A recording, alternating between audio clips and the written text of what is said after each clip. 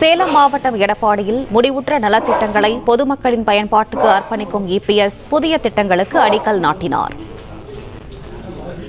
இதுகுறித்த மேலும் விவரங்களை செய்தியாளர் ரமேஷ் வழங்க கேட்கலாம். ரமேஷ், வணக்கம். விவரங்களை சொல்லுங்க. வணக்கம். அதிமுக பொதுச் செயலாளர் எடப்பாடி பழனிசாமி கடந்த 3 நாட்களாக சேலத்தில் தங்கி நிர்வாகிகள் தொண்டர்களை சந்தித்து வருகிறார். இந்த நிலையில் இன்று காலை அவர் சேலம் மாவட்டம் எடப்பாடியில் உள்ள ஊராட்சி ஒன்றிய அலுவலகத்துக்கு வந்தார். இங்கு சட்டமன்ற உறுப்பினர் நிதியிலிருந்தும் மாநிலங்களவை உறுப்பினர்கள் நிதியிலிருந்தும் பல்வேறு திட்டப்பணிகள் தொடங்கி வைத்தார். பின்னர் புதிய திட்டப்பணிகளுக்கு அடிக்கல் நாட்டி வைத்தார். மொத்தம் ரூபாய் 3,76,00,000 மதிப்பிலான திட்டப்பணிகளை தொடங்கி வைத்திருந்தார். இந்த விழாவில் அவர் பேசும்போது அதிமுக ஆட்சியில் கொண்டு வரப்பட்ட 100 ஏரி திட்டம் நிறுத்தப்பட்டிருக்கிறது.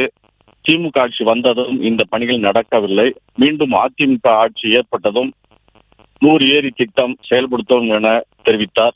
இதில் திரளான நிர்வாகிகள் தொண்டர்கள் கலந்து கொண்டிருக்கிறார்கள். பிளே ஸ்டோர் மற்றும் ஆப் ஸ்டோரில் இருந்து பாலிமர் செயலியை QR கோடு மூலம் பதிவிறக்கம் செய்யுங்கள். செய்திகளை உடனுக்குடன் பெறுங்கள்.